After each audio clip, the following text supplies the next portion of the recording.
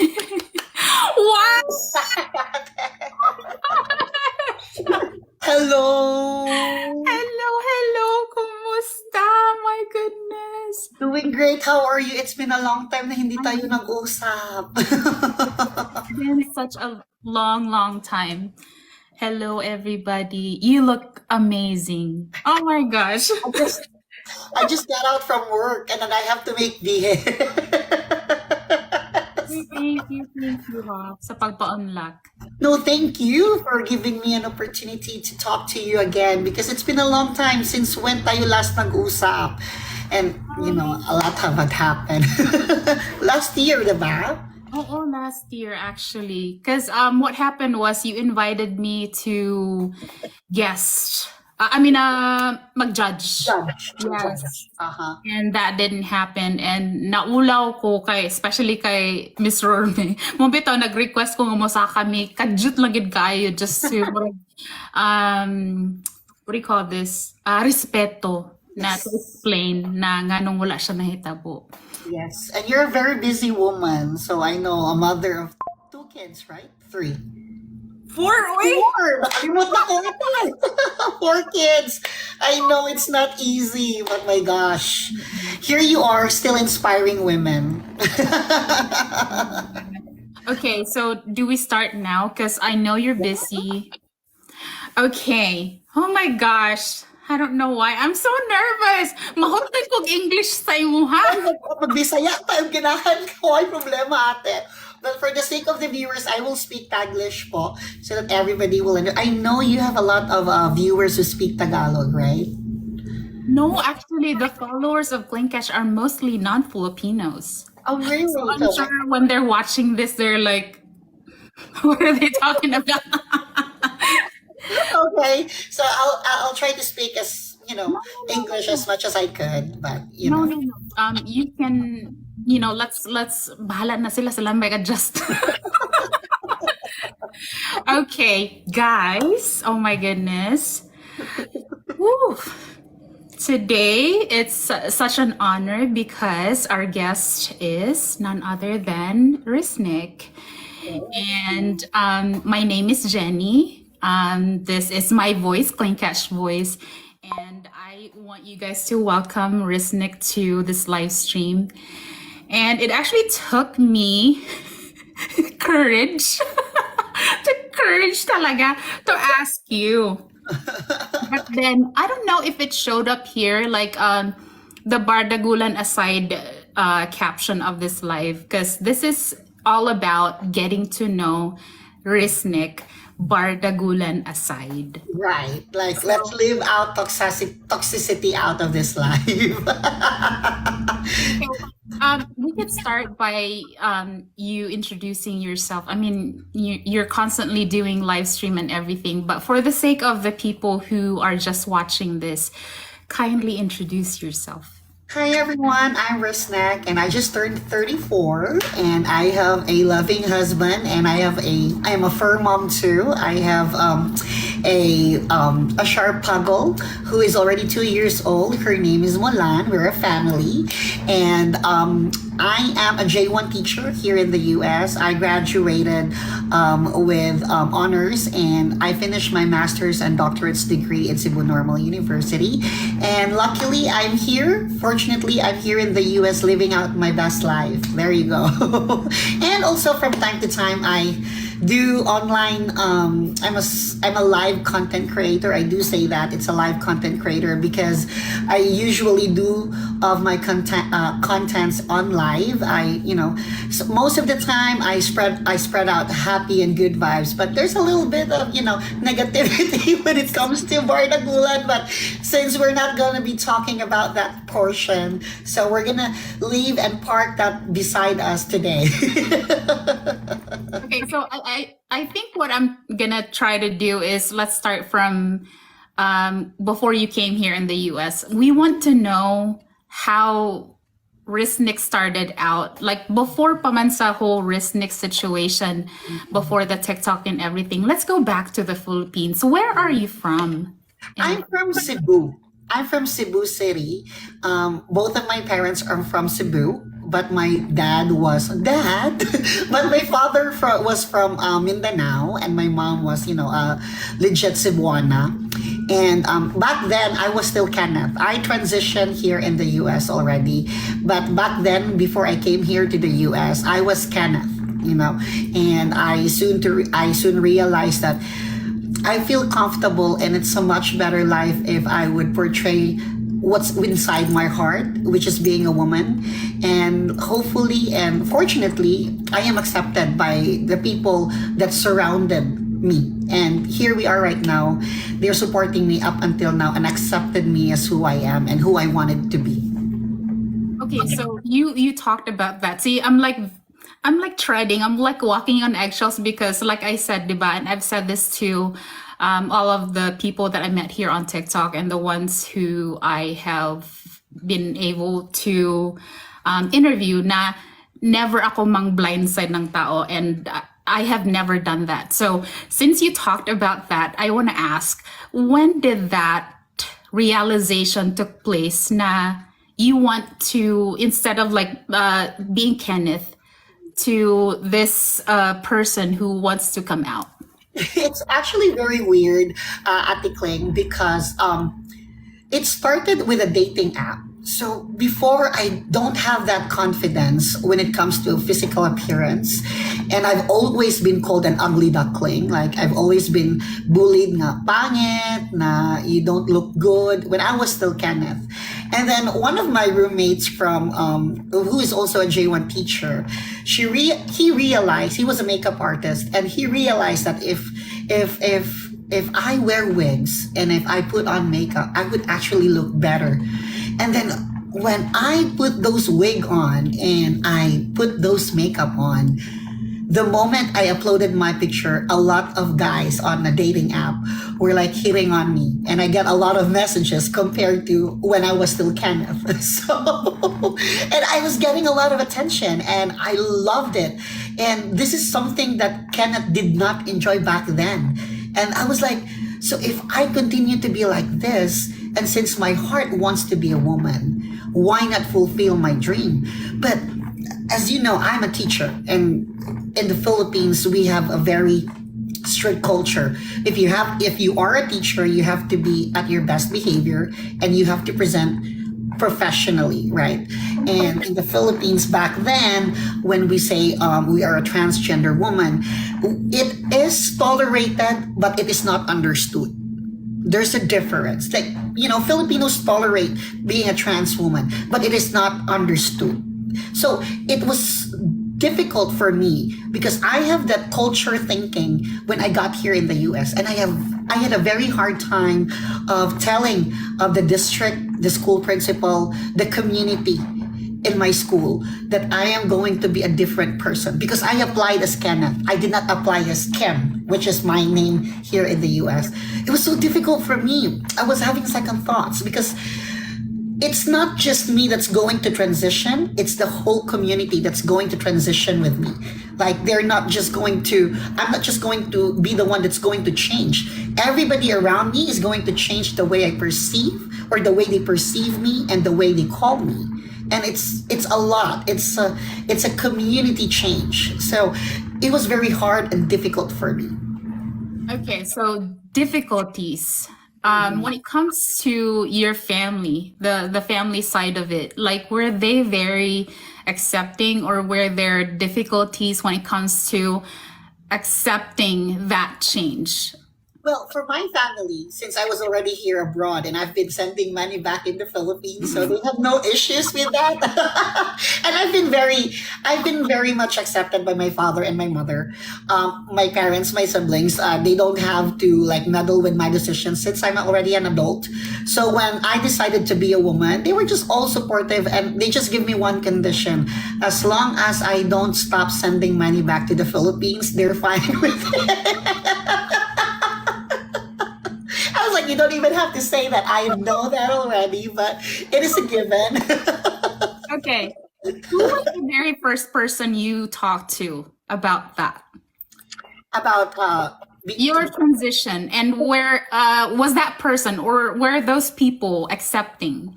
so it just so happened that the first person that I opened up to that I wanted to be a transgender was actually the school district. Because to myself before, I don't need the approval of everybody. Like, take me as who I am. If you love me, then you stay. If you don't understand me, then you don't have a place in my heart and you don't get to be a part of my life. That's it for me. So I was more like having a conversation with myself. And as I've said, how can I bridge and how can I connect this to the school where I was applying for that I could be accepted? And then so I drafted an email telling to the principal that I would want to be Kim. I would want to be a woman not only in my personal time but also in my work life. And gladly they accepted me with two arms wide open, and everything changed. The school was very supportive. They changed my name, my email, every information that they have in school. It all changed to Kim instead of Kenneth. That was very touching. That was something that I did not expect, and the history and the rest followed. Ay, so Kim Kenneth is already a transgender woman, But of course, my people back in the Philippines, because when I left in the Philippines, I was still Kenneth. They still call me sir up until this time. Murag naanan na siguro sila. But they were very accepting naman of the change. So what year was this? And what was like the gap of time when this change happened? It was The gap of time since paghawa nimo sa Philippines. So I left the Philippines October 2019. And then the following year, October 2020, I decided the following year during the COVID time, because my ex left me, I decided to be a transgender woman. It was also like some kind of like, watch out, I'm gonna be pretty.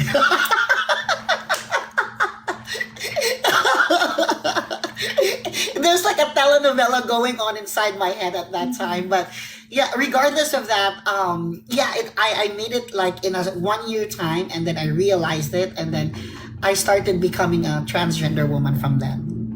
Okay. I can't miss that. You're the one who opened it about the ex. So How many years? How many years kayo nun? I think we did not last a year because he is from Las Vegas, and during the COVID times, it was everybody was on digital. All the classes was, so my friend was from Vegas, so she told me, you just come over here because it's so boring in Albuquerque, because I was teaching in Albuquerque back then. So I was here in Albuquerque. I was here in Las Vegas staying at my friend's house. And I met him, we dated, but I was still a cross-dresser at that time. Hindi pa po ako transgender woman. So being a cross-dresser, like I have to wear women's clothes at night, but I have to wear men's clothes in the morning, and I have to wear wigs. And at that time, I'm not polished. No? When we say we're not polished, hindi po tayo ganun kapulido when it comes to being a woman, like how I present myself right now. So talagang makikita nyo po, when you look at me, she's a man. Parang may ganun na distinction. And of course, there were insecurities along the way. And I felt like I'm not a perfect fit for this man. And he cheated on me. He cheated on me sa magandang transgender, na parang polished siya. So I made the commitment to myself, maybe if I become more polished, then probably a person will love me. But then soon I realized you don't have to be perfect or polished. You just have to have a good heart in order for somebody to love you. That's why I have my husband right now. Well, I'm gonna get to that, but let's stay with the ex first. Okay. So, did you guys separate ways, like in good terms, or was that yung parang was there like a closure, or was it just like, oh, you cheated on me, you see, I'm gonna be like knockout gorgeous, and you're gonna regret it, ganun? I was very vindictive at that time because I saw him texting his ex, and they were very sweet to each other. On my birthday, he sent birthday gifts, and I was like, "Oh my god, I don't deserve this. Like I have changed just for you, and I don't deserve this." So what I did, I was a very vindictive. I drained I drained all the possible dollar that he could give me in the sink. I asked him to book a flight to Hawaii, reserve hotel, do a hotel reservation, and right on the day when we fly to Hawaii, I said, "I can't do this. I have to leave you because I don't deserve to be cheated." And then I left. I know it's a telenovela after all. Oh my goodness. You are bad. I know, it's crazy. And then my one of my friends na kakarating lang dito, isang J1, naging girlfriend niya din. Naging girlfriend niya. Tapos, he messaged me on a dating app. Sabi niya na parang he wants to get back with me while he was with this person. I said, what the heck? Like, you are with my friend, and there's no way that I just don't entertain what's already a trash. I already put it outside of the house. There's no way putting back in. Kasurang earn, tinapon mo na. So that's how it all started, my transition story. Okay, so like when you guys broke up sa ex mo nga, like ano yung gap of time when you met Fernando, and then how did you guys meet? So when that happened, before ako naging polish sa aking pagka-transgender, no, I decided to move because I realized I can't live without him. Like I was madly in love, and I felt regret. I think like there was regret of me leaving him, dumping him. And so I decided to apply for a teaching position here in Las Vegas. Okay. But while I was chasing him, this is around 2021 already. But while I was chasing him, but I was still not polished at that time. I was still a cross-dresser, but I was in the process of transitioning. He found somebody already, which is my friend. And then that's the moment where Fernando came in, wherein he met me at the grocery store while I was buying a sack of rice at Walmart. And he tapped me in my shoulder and said, "You look so pretty. Can I get your number?" And I was like, is this a prank? But Fernando got the courage to tap me to ask for my number because he was pretty sure that we matched in a dating app because I was wearing the exact same thing because kakasabi ko nga lang, I was still transitioning, so I have a very few clothes for women. So I keep repeating the same clothes every other day. And then I was wearing a ponytail, and he was pretty sure that I was the person that he matched with on that dating application. That is so, you know what? Like, let me just say this, okay? My thought was that you guys met on a dating app. Oh my god. Technically, yes, we did. No, like he pursued you sa app, but it was actually in person. No, and what's so funny, Ate Kling, is that it was Fernando does not go to that Walmart, and I don't go to that Walmart too. He was asked by his brother to pick up something from that Walmart, and I went with my friend because we need to do grocery because we will be doing I think we're gonna travel the day after, and then that's what happened. And then said, "Oh, so okay, I'm gonna give you a chance," but I thought it was so weird at that time because I thought he was just like, Americans, you know how they are here, the dating culture in America. They just, it's a one-time thing, and then after that, it's up to them. Yes. Okay, so what was the gap of time from that incident at Walmart, the tapping thing? Like, gaano kabilis ang transition nyo into something like you can like both of you are now like actually in words that you're saying now, oh, like you might be the one kind of thing. So a week from after, nag-text agad siya. He texted me that night. He asked me for a date in Lake Las Vegas because that holds a sentimental value for his family, and it's a very beautiful place. And I said yes, and we did that on the weekend that he texted me at that night. No, and then after that he ghosted me. So, He ang ghosted. bilis ng pangyayari, tapos nawala siya. I was like, ay baka na turn off siya.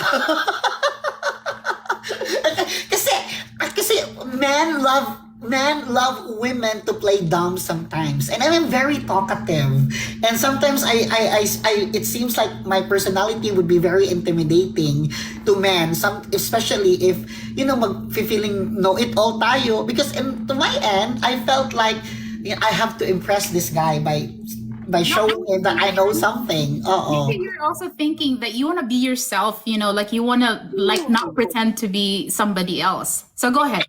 Exactly. And then a week after, he ghosted me for a week, and then he texted me, sorry, I was out of coverage because I was in Hawaii at that time.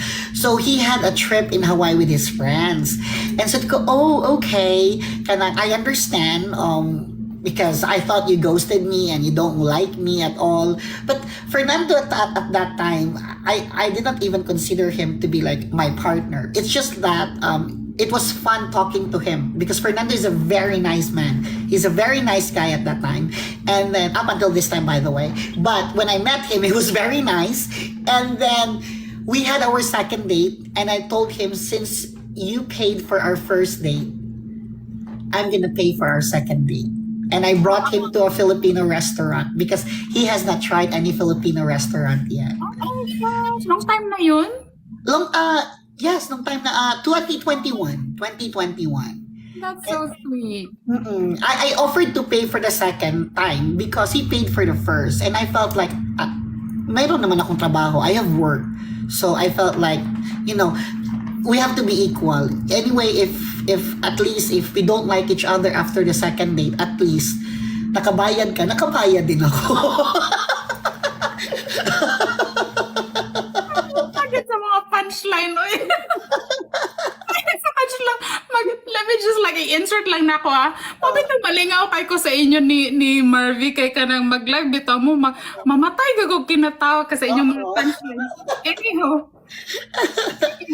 Okay, so that time na nawala siya, like he ghosted you for a week. What were your thoughts? Like, were you thinking of like, I want to move on to something else, or I'm gonna see how this goes? Ano ba talaga? Like, did you let go of the idea of him? Well, he was in Hawaii. I was dating different other men. I was in the selection process. Yeah. I mean, at that time, I was like a Pringle single. So I was like, okay, if you don't like me, then I have to go move on to the next list until you show something that you're really interested in me, So, Mangtas, abi bigyan akong nagluksa ka. Right? hell no. Okay. So he came back, right? Tapos you started dating, you had your second date at the Filipino restaurant. From that point, what was like the gap of time na it ended up to like the marriage situation? So Fernando and I, we went on a date for 3 weeks, and then for 3 weeks, and then on the third week that we dated, he brought me to in Arizona, and he asked to be my his partner, Yeah. And then I told him frankly, Fernando, I'm not playing games. I told him, I'm not playing games. I have to leave the US after my 5th year because I'm on a J1 visa. And I don't want to play any games. I'm here to find true love. If you think that this is a game, I'm not on board with you. But I like you at that time. And then he said, I'm not playing games too. And what are we going to do? I mean, we can move to Spain. At that time, we don't have a plan at that time. I said, you want to go home to the Philippines with me? And he said, hell yeah, I can do that. But do you want, because he's a Spanish citizen. And I said, if ever that we don't get a visa, do you want to go to Spain with me? And I said, yeah, we can go to Spain. I don't mind going to Europe. And then after that, he did. We become a couple. And then 3 months, 4 months, on the 5th month, he told his family, I already know his family on the 2nd month that we were dating as couple. But he told his family that I am not a real woman. So he has to open it up to them. And I was so curious, like, why do you have to open this up? Because he was planning to propose. So the day after I was accepted in the family, he brought me again to Lake Las Vegas and proposed in front of the people in the first date sa restaurant kung saan kami nag-first date. Doon niya ako dinala ulit. And he proposed to me. Oh, that's so sweet. Diba? Gidalagin ang tanan para ma-involve pud sila. That's really sweet. His reason was he can't lie to his family. And anyway, if love ako ng family niya, anyway, pakakasalan din pa naman niya ako regardless if his family is going to accept me or not. But what touched me, what moved me was his brother and his sister. Kim, you don't have to worry anything because we know you as a woman. We see you as a woman. We accept you as a woman. We don't know your past and we know you as Kim. And to us, you will always be a woman. That's really Now, so the whole family of Fernando seems like they were really involved, right? So about sa family mo, on your side, who was the very first person you shared to about the whole proposal? My parents. What was their reaction? My mom cried. Aww. My mom cried because she never thought that she will see me or somebody would love me na who would protect me because they know my past that in the Philippines we have to financially assist a man in order for us to be loved. Kaming mga bakla. It's common for us and let's admit that it is what is happening. Not to everybody but most of us. And my dad was quite worried about me. Natatanda ako na walang mag-aalaga sa akin. And that was one of the things na concern talaga ng parents ko. But when they found out that I'm getting married, parang nabunutan sila ng tinik that at least I have somebody here with me na makakatulong ko, na somebody I can lean on when I have problems because not every day I can talk to them or not every day they will always be there for me. But they have now parang nagkumpiyansa na sila because I have Fernando with me. That's really sweet. Diba guys, nanghilak na ang mga tao sa ubas.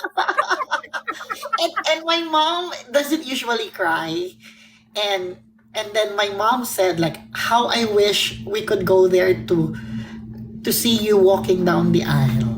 And on the day na kasal ko, they were actually crying because it's a dream come true for them. Not na maglalakad ako sa aisle, but it's a dream come true for them that I finally found someone who would love me for who I am, regardless of who I am. Thank pa. Wala ka nag-ingunti nga malaala man dahil. Ako gani. Abigin ako katawa rin eh. Anyway, I'm happy for you. And because of your story, daghan kaayo na inspire because of like how you laid out your story that you were like this and then parang you kind of like hesitated to open up sa change but then there's this person na nakalaan sa'yo, diba? Like magmamahal talaga sa'yo ng todo tapos involved pa talaga yung buong clan. Yeah. Kung ating clingcatch, let's not topic na lang pero hindi lang isa, kundi dalawa. Nga, dati kinukulang ako, ngayon sobra-sobra na. Right. Was this before? No, just kidding. Sige, moving on. Pinapatawa lang kita kasi naiiyak ako eh. Oh, kasagang kanimo mga tao sa silong hilak na. Oh, ay mapaghilak niya, oy mga tawa rata. Okay. Yeah. So now let's go to Fernando. How is Fernando as a husband? He's very caring. He's very caring. You could see everybody is a witness na his love language is service and touch. So talagang pinagsisilbihan niya ako, and he understands that I wanted to be treated like a queen. You know, my husband is not rich, but he is so wealthy of love para sa akin. And for that alone, I am very much satisfied and contented na yung pagmamahal niya mismo, yung kaya niyang ibigay sa akin is parang kontento na ako doon. But we are both like of the same level lang. Ako din naman, I give something in return to him. Mine is also physical touch, yung love language ko. And, you know, we complement each other's attitude because Fernando is very calm and I am extreme. So I have to have a partner who would calm me down. Yeah, sometimes. Yeah, parang ganon. I'm worthy of, so are you. Oh, thank you. It's a man. Kone ka pang isa. Gi-block na ko siya sa TikTok. Hindi na siya. Okay. So ano yung, di ba, like when he proposed to you, like you were already thinking of marriage and everything, did you have some type of like, not hesitation, I'm looking for the word. Sige, gamitin natin, hesitation. Like, parang reserve ka na, like, what if this person na hindi ko masyadong gusto about him is the thing that I'm gonna be dealing with every single day if I marry this person? What was it, if that's okay for you to Well, talk? number one, we're not financially ready. Both of us are not financially ready. Fernando is 29 years old. He does not have much savings. I am also the breadwinner in my family. I mean, I earn money, but I still have to like share it to my family, most of it. And I kailangan kong magtira sa aking sarili. And, you know, like getting married at that time was very, para siyang, like, you would want to step on it, but at the same time, when you wake up again on another day, you want to move 2 steps backward. Kasi, when it comes to the finances, we have to be financially ready as a couple. But then I realized at the clingcatch, we became a power couple because I realized that 2 individual income combined into one with 1 expenses, shared expenses. So I realized, oh no, it's the other way around. So doon ako na push more na parang, ay, magiging power couple pala kami kasi wala kaming anak. Ang gagastusin namin, isang bahay na lang. We get to share everything sa expenses, sa grocery. And then we get to have savings.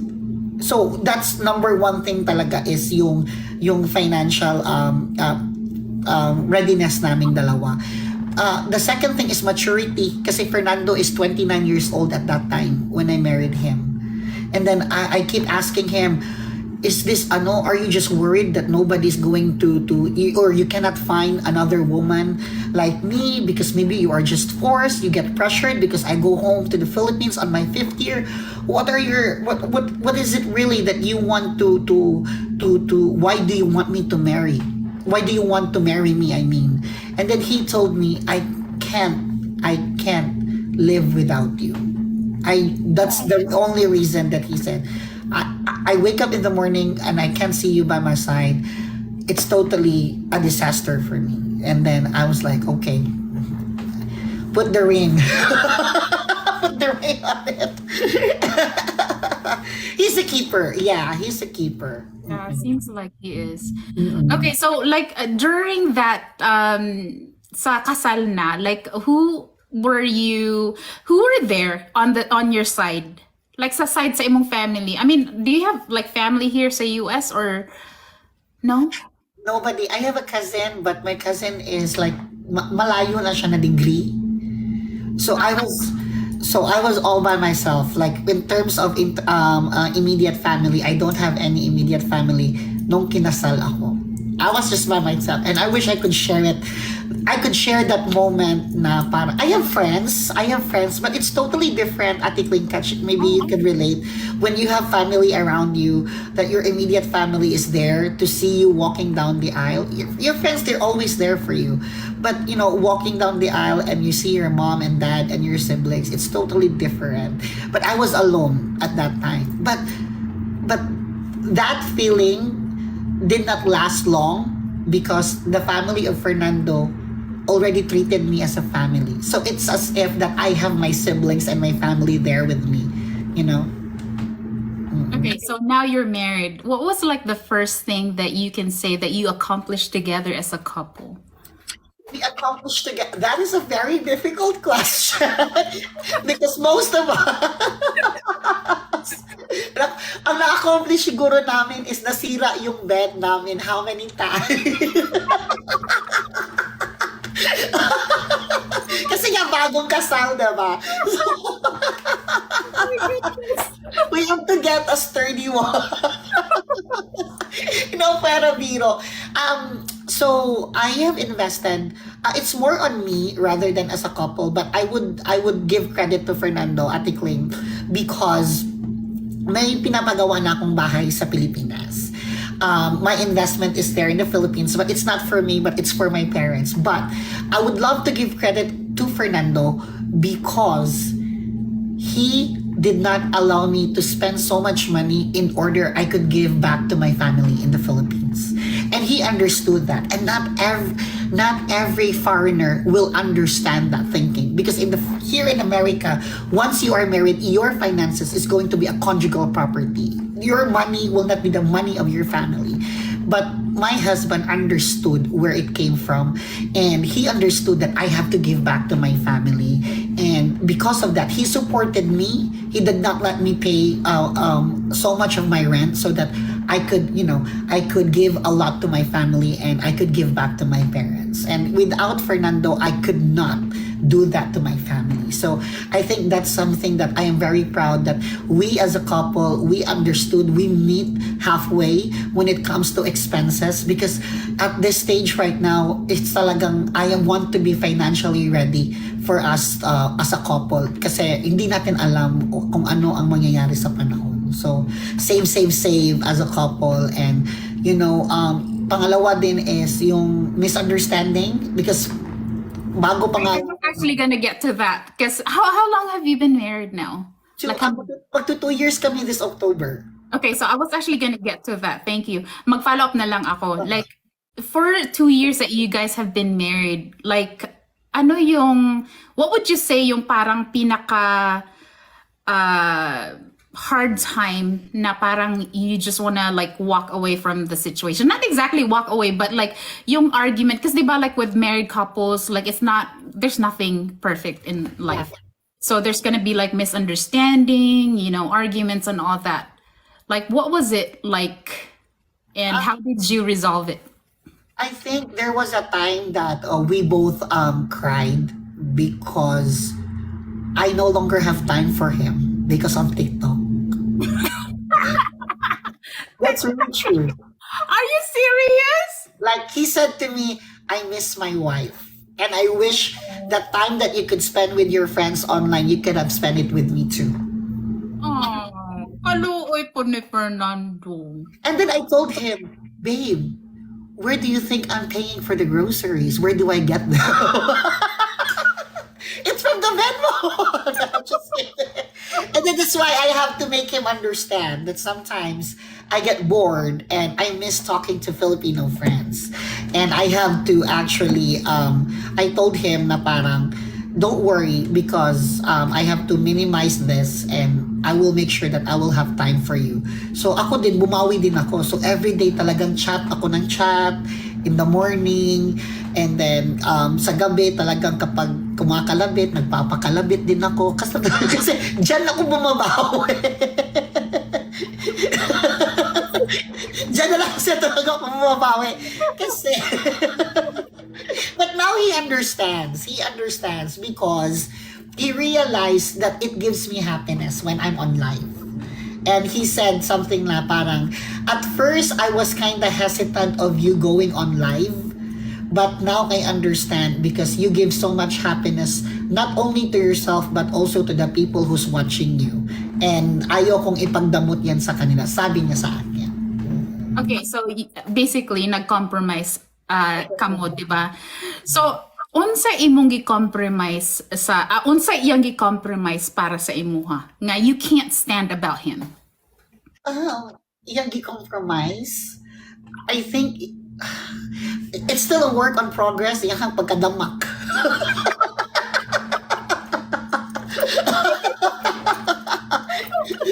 Kinamanguran man good. He's the youngest.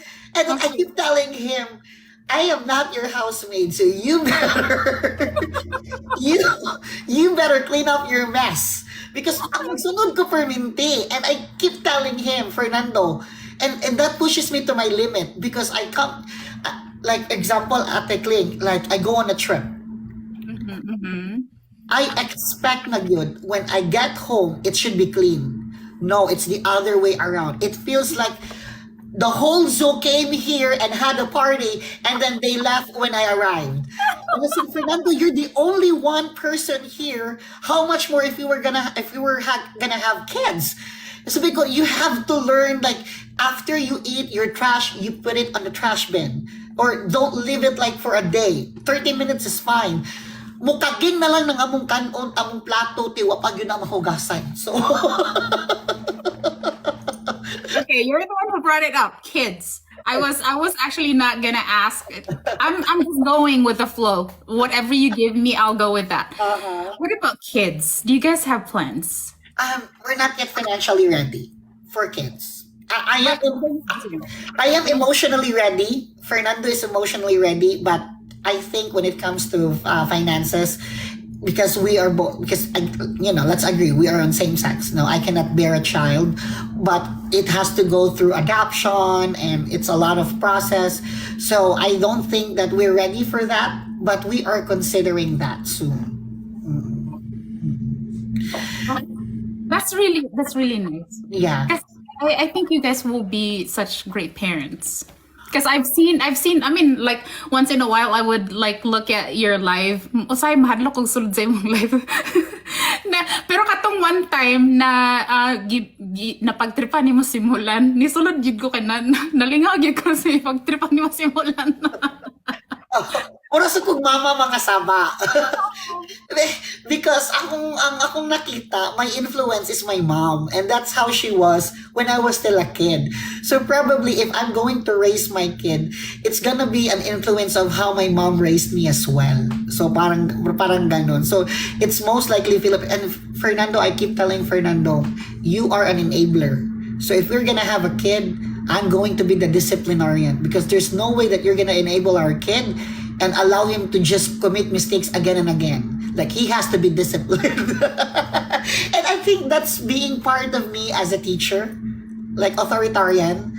So I think that my personality will go as well for that. But for now, I'm contented with having 120 kids a day.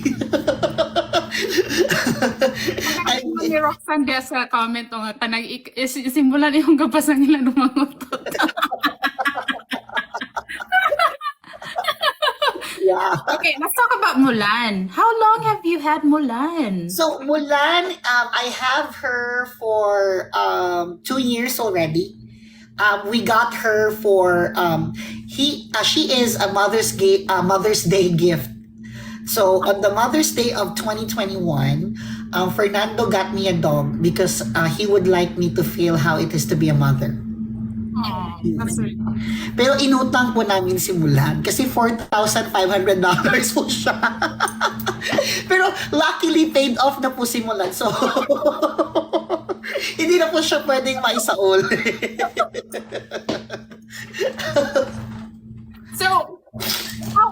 Mulan? Like, when you guys got Mulan, ilan na siya ka months? I think mga 2 months pa man siguro siya ato or 3 months. Around 2 to 3 months. Pero, So she was still a baby at that time. pero you had a dog, like a pet dog sa Philippines before. Wala ate. It's so funny. Because sa una, mahadlo kong askal. Panggukod man siya. But then I realized like because I dog sit for my friend. He has an American bulldog. And Roscoe was very close to me. We sleep together, and then he was very. I've learned to love dogs. Like they get very excited and they accept you without judgment. They're the only living things na parang they're gonna welcome you regardless of what you did to the world. Parang ganun. And that's what Mulan makes me feel. Every time I go home, I come home, I had bardagulan in the morning or I had bardagulan at night. And then Mulan will just He's so happy to see you. yeah, just hug me at night. And then it feels good because at least, like I have my husband, yes, but my husband doesn't understand what bardagulan is. But my Mulan is just, it's just there and ready to comfort me. And she shows love, unconditional love that not even any person can give. Not without judgment. Kasi kahit yung husband natin, nag-aaway tayo. But dogs, yung loyalty na sa kanila talaga. The reason why I asked if you had a pet dog before is because I think a lot of people, well, there's dog lovers and cat lovers and whatnot. Pero kami kasi ni Greg, we have a history with having a pet dog. And I'm gonna ask you this: are you ready for that time when? Kasi diba, like ang lifespan ng dog is very. I wouldn't exactly. Yeah. Especially for Mulan, I think the lifespan of Mulan is 15 years. And so namatayan din ako ng aso because Roscoe died. Yung dog ko na 4 years old namatay siya. And parang I grieve for that dog even though he wasn't mine, but I treated him as my own. And it was very painful for me. And parang hinahanap ko yung routine na ilalakad ko siya sa labas. Like may ihag ako. Kahit yung amoy. Kasi hinahanap ko yung amoy. And it's very difficult. That's the reason why Fernando was very hesitant at that time na kukunin namin si Mulan. Because when I entered his life, his Welsh Terrier died too. Oh my God. So kakamatay lang ng aso niya. So parang ayaw niya munang magkuha ng aso. But since I was very eager, so he decided to get me a dog para maging feeling ko maging nanay and responsible ako. And then it ended up na parang mas close pa sila ni Fernando. Actually, that always happens. Kung kinsa supposedly gihatag sa imo dito mo dikit sa palit. Bali ko, hanggang mas close pa mo, babe. Kaya, disiplina mo kung Mulan. Then he is very enabler. That's why I was able to say that he is enabler because Mulan is iyang i-baby. And ako, si Mulan, ako yung tig-discipline.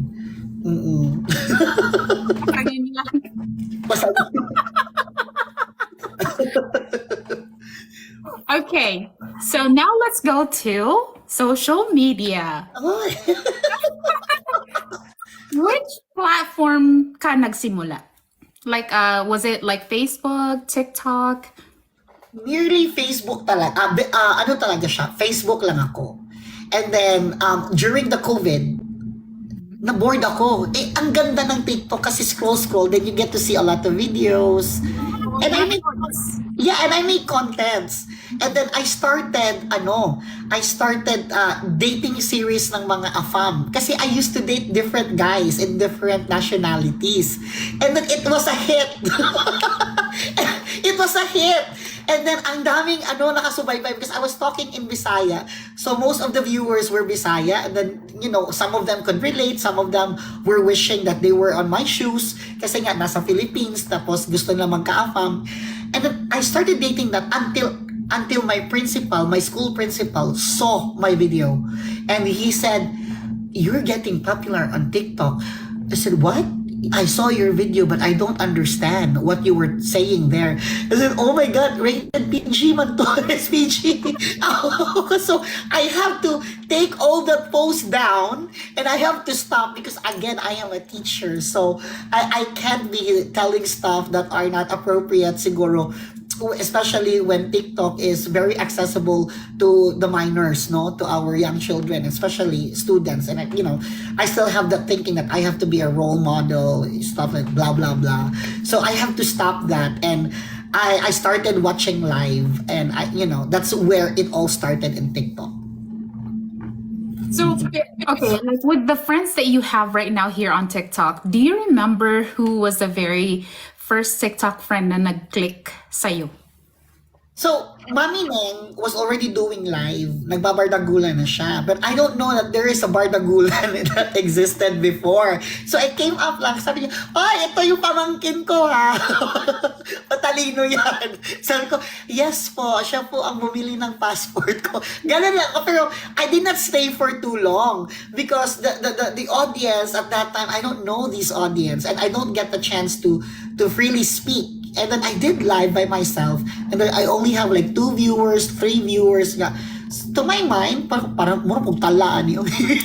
so I said, this live is not for me. Until I stumbled upon Winky's live, who happened to be with Marvy, Chucky, and Richie from Switzerland. And Richie is my kababata. And then I made a comment, and Richie knows my personality. And then he said, come up, saka diri. So, pag saka na ko dito, I was talking here and there. And then, nag-click sa audience. Kasi they find me funny, And then from there, napunta ko sa katong friends pa mi sa una sa utong usa. And then dito na, nagsugod na. It continues, it goes on and on until naabot ko sa kuan. Bardagulan ko sa Okay. Because you mentioned that you started on Facebook, tapos you transitioned here on TikTok. When you opened up a TikTok account, was there like a goal or anything like niche or anything like this is the reason why I created a TikTok account? So what was the main reason other than everything else? Like wala ba siya reason, or you just like came here and just see how it was? It was pure entertainment for myself because I got bored, and there was a lot of funny videos, and I don't have any purpose at all coming here on TikTok at that time. I did not think of it as an instrument for me to become popular, because if I did, then I would have continued regardless of my principal saw me or whatnot. But then again, I said I was not ready to be popular. Because I have a main job. It's so difficult because I've tried many times to be a vlogger, but I could not continue because I have so many things on my plate. I have so much on my plate as a teacher, and I could not sustain being a teacher and being a vlogger at the same time. And then that's why it gave me an idea. You know what? I don't even have to edit videos. I don't even have to do extra things for me to create a video. I just do live and people will listen to me, and probably I could create a community. And why not do, and why should I not do that? I mean, this is a free country after all. So hanggang doon na, hanggang sa unti-unting dumadami yung followers ko. Okay, so you said at that time earlier, the way as it is now, like, do you have like a goal for the what is it, like Risnek, Dear Tita Risnek channel? No, I don't have any goal right now. For me, I want to be an instrument of I can help other people, because I used to be in a situation where I have nothing and I had nobody, and I wish during that time I had somebody that I could count on, but at that time I had nobody, and I want to be that instrument because God provided me. After I prayed back to him, I don't look religious. I look like person na si palaaway, pero I never miss a day to pray. Because after God gave me blessings, when I got here in America, when I had nothing before, I always thank Him every day, and I always tell Him my intentions, and it works. it always work. Okay, so would you say that ever since before pasa social media, would you say that that's your advocacy to help people, like even way back when, or was that just like amplified now that you have the tool, the instrument to spread out the word? So I actually listened to one of the homilies that I had in Basilica of Santo Niño before I left. Before I left for the U.S., I attended a Eucharistic mass, and then the priest was like, "If you have so much blessing today, remember you cannot have it without God giving it to you. So pay it forward when you have a chance. Give when you have an extra spare or a spare hand to give. And then that blessing will continue to flow in your life." And I've always applied that. There's nothing to lose, you know. If I follow that or not, if I follow it, wala namang mawawala sa akin. And so it become, to me, it become my mantra. It become my daily living na parang, if I have extra, I can help. But if I don't have anything for myself too, then probably I would reserve something for myself first. Because you cannot help others if you cannot help yourself. Parang ganon yung naging idea ko. And I am a living proof of that. Because up until now, I continue to receive blessings when I secretly help other people. I secretly help Ate Kling because number one, sometimes I only have a limited resources. And if I'm going to put it in social media, madaming darating at manghihingi ng tulong sa'yo. And I have a very limited resources.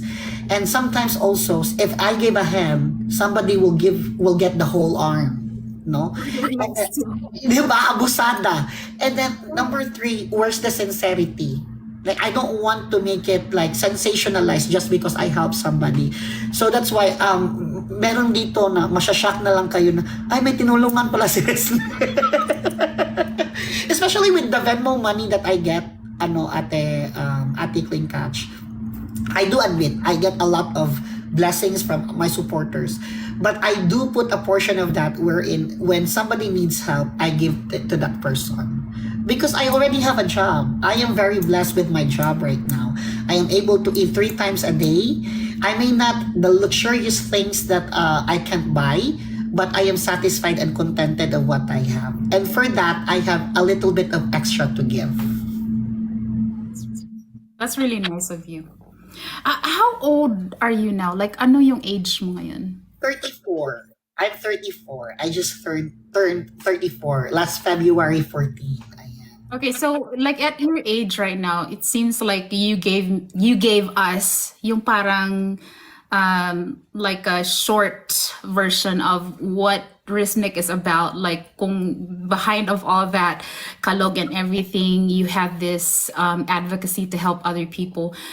Was there like a situation in your life that made you who you are? It's almost like it's something that you weren't able to be given a chance to tell us here on the social media that you want to share, but you weren't able to have that opportunity, but you learned something from it, and hopefully people will get to learn from that situation that made you who you are now. What would it be, if that's okay? That I think, you I could think share? I've shared this to some people already, but I'm gonna make this very quick.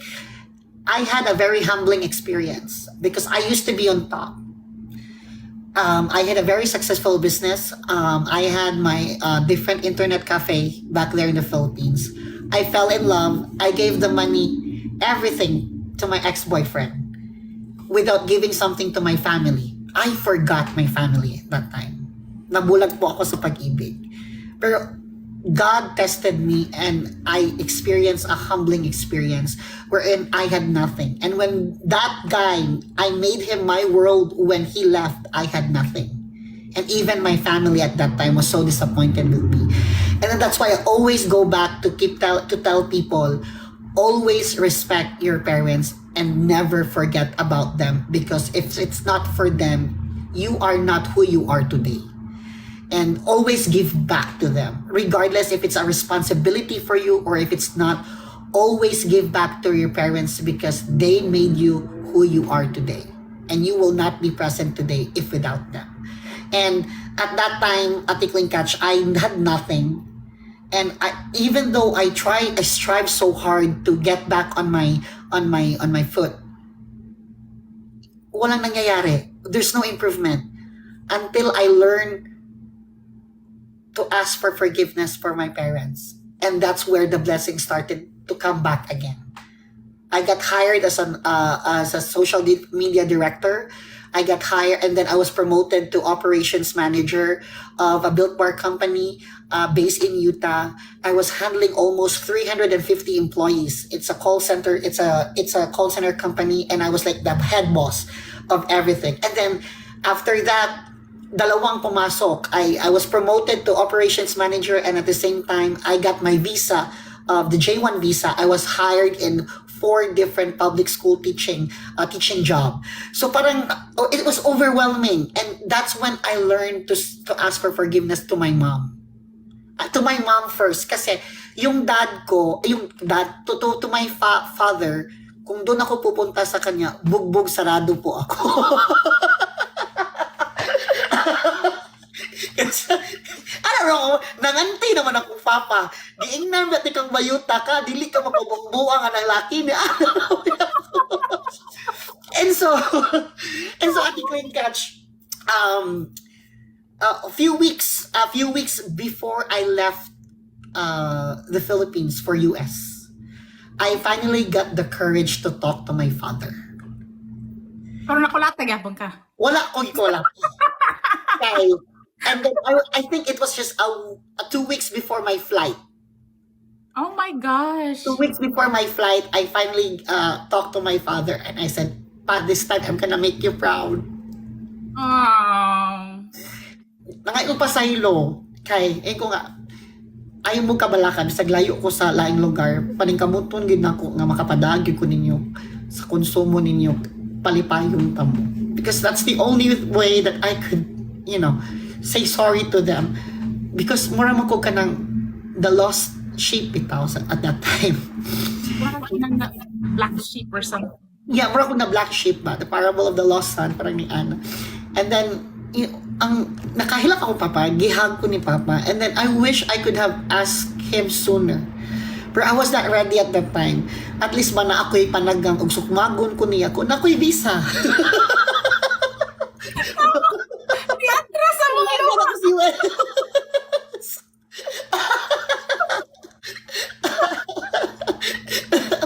And then so my dad was very proud of me at that time. And ano siya at the clingcatch, it was one of the most memorable moments sa akong life. And then the night before, ni-request siya nga, ayaw na nagtrabaho, ari diri katuog sa balay. Kaya naglahi na mo balay at the clingcatch. And then even when we left for the US, for Manila, kay Cebu to Manila man ko, kanang sige gid siya og kanang remind ako sa mga things nga akong mga sayop nga dili na ko usbon para dili ko mapagan sa akong kinabuhi ba ning ana. Okay, so you talked about like that situation that you finally talked to your dad. If there was something that you missed na hindi mo nasabi sa family mo, what would it be right now? Like, what would you tell them? So my family, we are not very expressive to each other.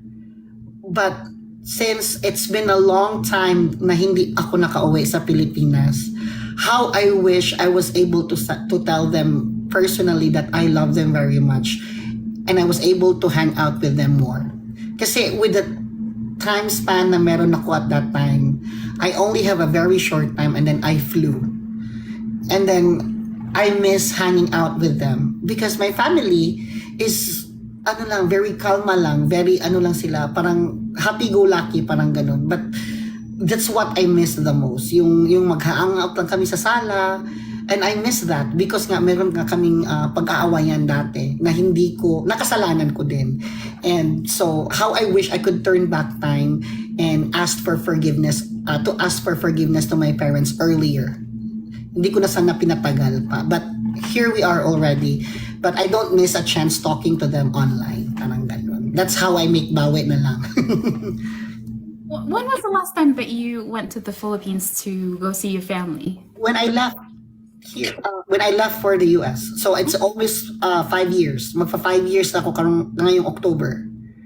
So I haven't seen them for 5 years.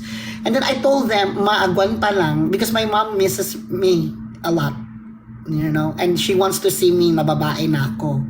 Tapos, hindi ko maagwanta lang because mag-unsa man taog muuli ko, nga parehas tang magnganga.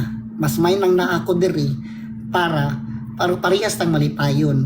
Lami mo pagkaon, lami sa kong pagkaon. Kaysa makuyog ta, pero parehas tang magnganga. Kasabot raman sad siya, te. Kasabot raman sad siya. Okay, like based on what you said about your family, we can all agree that parang gi-describe na ni Risnek like kung ano siya as a family member. Now, how are you who are you as a friend? I would fight for you. If I know that you are if I know na wala kang sala, I will be the first person in front of you. I would even, sa Bisaya pa, ako'y mapalit si mong away. That's how I value friendship. Like, super talaga ako kasi I have had friends na parang naitsapuera din ako because when I transition, they can't accept me because I transition as a woman, because they have their partners already. At that time, they have to consider their husband's decisions also, who are very conservative. So I have to get out of that circle of friends dito sa US. And now, I value friends if I see friends who value me. So if I think if this person, like, they see me as a person na binavalue ako, I will value the same way. But if I see a friend na parang, one of my pet peeve is pagdududahan ako. I was actually gonna ask that, kung ano yung red flag mo, like when it comes to choosing friends. But I guess you answered it already. That's my pet peeve. Pag pinagdududahan mo ko, it means that you don't value our friendship. Because if you have a single doubt on me, that goes to show that you don't believe whatever relationship memories that we have. And if I see that in you, kusa na akong lumalayo slowly. Like, hindi na ako, like, it's a slow process for me. Like, dili ako makalit og tingog nimo, no, pero I'm slowly detaching myself because we might end up fighting. Yes, we might end up fighting. Yeah, but still, regardless, mag-away gihapon. Okay, opposite sa red flag, unsay green flag, unsay kanang unsay trait sa isa ka tao that you will be so drawn to na ay kani siya, like okay ni siya nga friend? For me, a person who actually can read my mind. Like, makasabot sa ako like, there are people here who understands me and who can read me very well. Like, I don't even have to say something. Just looking at your eye, we already understand what we are talking about or what we're trying to mean. And then we text each other because it's very awkward if we speak it out online. Ganon. So, Henry in social media I consider my closest friend in social media. Henry understands every single nerve of me, and he is always there for me. He understands everything, my decision, my craziness, akong kabuang, like, dawat ni Henry, and he accepts me for who I am. Like ni Ana. So, naanapon mo kanang, do you guys have like a situation nga wapon mo nagkasinabot about something, and how do you resolve a conflict between you and your friend? With Henry, wala pa me, because si Henry is a very nice person. He always tried to put himself in my shoes. Kabaw siya mo kuan sa ko. Mura bitaw siya og kanang any shape nga ako ang tubig niya mo adjust siya unsa nga ako ang shape. Yes, ning ana si Henry. That's why I love Henry so much. And then kanang wala pa mi misunderstanding ni Henry gyud ever. Siguro sa puhon kaning nakauyab naman siya. Okay. Yeah, he compromised. He always compromised. Yeah. Okay, if there's a song that would describe Risnek, what would it be? Wala, no? This is my favorite song. This is mine now.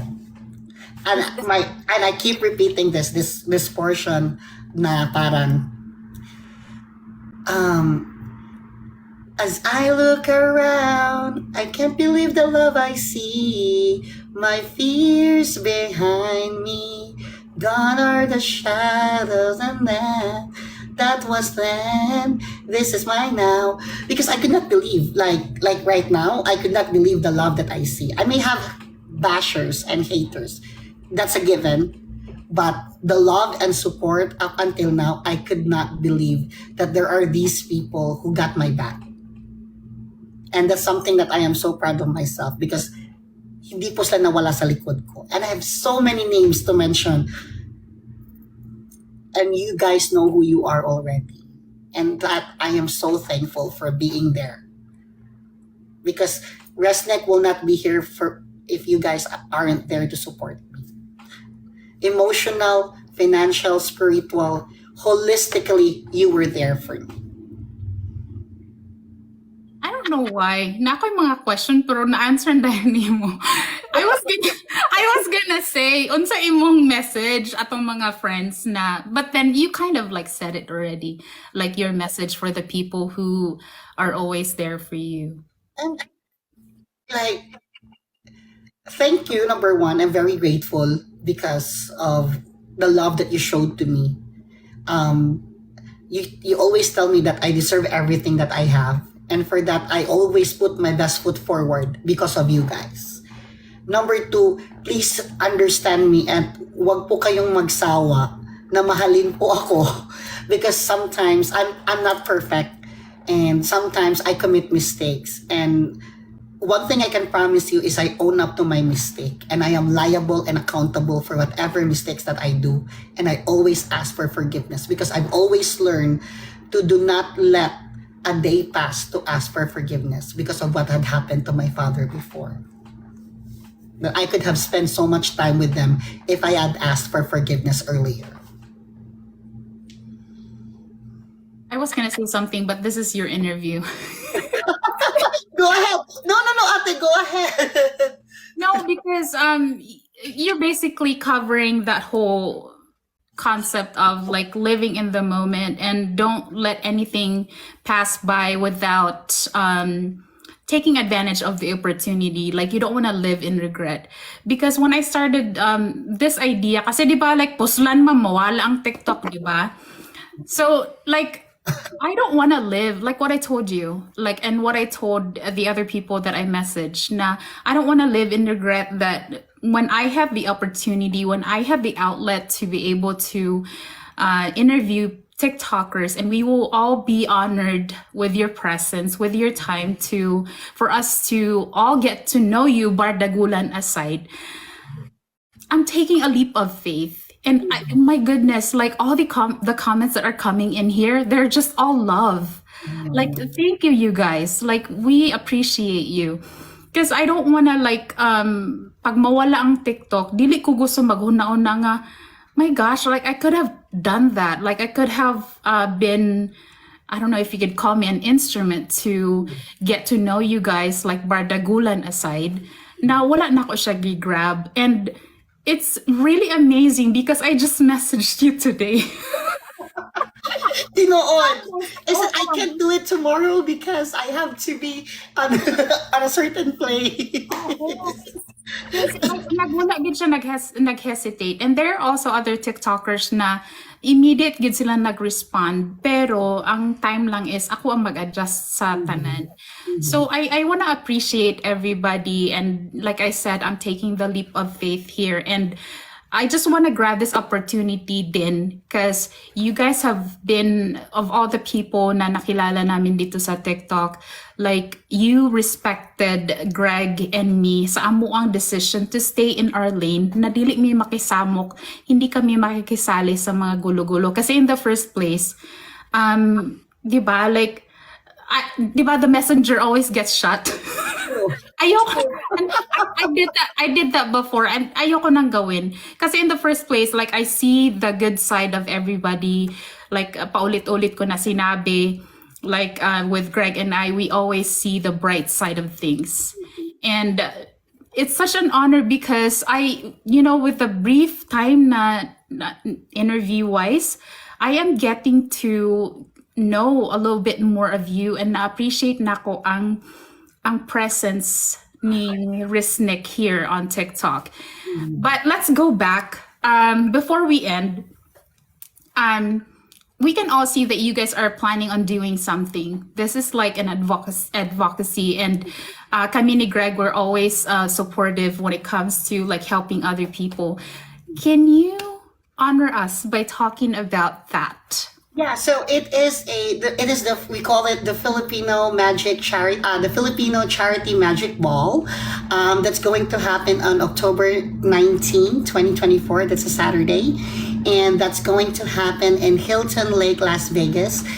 It is a gathering, camaraderie, celebrating camaraderie among Filipino friends in social media, and since we are already there and we're having a party, let's also take a moment to help our Filipino people who needs our help. And let's use that gathering, let's use that party in order to raise funds and give something back. As I've always said, pay it forward to the people who needs our help. And since we are so blessed that we are able to enjoy our life, our blessings here in the US, it's time also for us to give back, because in solidarity and charity, the Filipino spirit shines. And with having said that, we have our beneficiaries, which are the cancer patients. When I thought of it, I was looking at Miss G and I saw her, how she felt in pain during the stage of Mr. Kagud. He was dying at that time, and I saw Mr. Kagud myself, and I have known a lot of friends. My former best friend is a breast cancer survivor, and so this is not just a rare case, but almost everybody could relate, and I think they are the ones also that needs help, no, especially when it comes to funding. So I decided that, and me being a teacher also, I've also included our children in poverty. There are Filipino children who are in academic excellence, but they are below the poverty line. And if you know what, if we can give money to Risnek for a $5 Starbucks, why not give money to our children who are actually wanting to finish their studies and make a difference in their life? Because we in our community does not make wave, we float. We make a difference. And that's what I would like to tell to everyone. This is just not a simple community. We are going to make a difference in the world in our own little way. We may be little community, but we could be a huge difference in someone's life. One little thing at a time, for sure. If we can all get together with one goal to help out each other, then we can make a big difference in this world. But before we end, I really want to ask you, why gang? What is gang? Ging is a shortcut for langging. Okay. Yeah, and then ging na lang ako ang ging. Muna ging akong tawag, and then I think everybody adapted to it. Oh my gosh, like it's actually one of the questions that I have lined up like towards the end, but then I'm like, my goodness, like oh gang. So I guess I could finally say I'm an influencer. Like we are all here, like we can all use this platform for however we want to do it. But mas na-realize na ko nga kaning TikTok is not just TikTok lang. Like we can all use it like for the good of the world, and let's all use it as an instrument, as a tool to reach out to everybody. And we can all agree that we got to meet a lot of friends on this app. So hopefully TikTok ayaw kang pagkawala. Tinood, because regardless bikaw if whatever bardagulan is happening right now, ang ato ang pagkamaayo nga tao always manggid mo gawas. regardless, even to my enemies, I give kudos to them because I know in their own little way they have also helped other people, and we will not discredit them for that just because we have misunderstanding with them. Let us always give credit when credit is due, no? And I applaud, huh? Hold that thought. Ikaw nag-open, ha? Yeah, no. Message for And I your... applaud everybody because everybody in our community, regardless of how toxic we can become in our community, we still find ways to always look back in our past and help our fellow Filipinos. I was actually so scared to even bring that up. To record. No. Ay, kamalakate, I got you. No. Because, di ba, like I said, like we always see the good side of everybody, regardless of whatever is happening. And you know, we are all like, let's not be anything here. Like, let's not pretend that nothing's happening. There's groups and everything. But then I'm glad that you brought it. Gikan mismo sa imuha na you appreciate the other group din with the good things that they are doing for the community. So thank you. Nakalbaan ka gamay. Okay, I want to end this with this one. Di ba, like I always open up like, hi, my name is Jenny. This is my voice, clingcatch voice. Now, Risnek. So you're gonna say something like, hi, my name is, however you want to say it, and this is my voice, and then you can say whatever you want to say about you. Hi, this is Risnek, and this is my voice, and I will see you in the Filipino Charity Magic Ball. Bye mga kageng! Thank you sa pagpa-unlock. It's really such an honor. But all I can see here sa comment section is just all love. And I wanna say this again na salamat sa tanan sa lahat kasi nirespeto nyo naman kami, and everybody's been really open-minded. This is mainly just to get to know the TikTok personalities that we have gotten to know here on this platform. And if, di ba, like puslan man mawala ang TikTok, edi magchikahan tayo, get to know each other. Thank you. And thank you so much, Ate Clingcatch, for considering me in your time, because I know you're very busy. And I said, I will never say no to you because I've always looked up to you guys, you and Greg. So I was like, oh, finally, nakastorya na migbalik. Thank you. And thank you for everybody sa nag-gift, sa mga nag-engage sa comment section. We appreciate you guys, and you guys keep doing what you're doing, and we are always praying for the success of the good things that you guys are doing for the humanity. Ganun. All right, thank you everyone, and thank you Ate Clingcatch. I hope everybody will have a good night. Thank you, Bye-bye. everybody.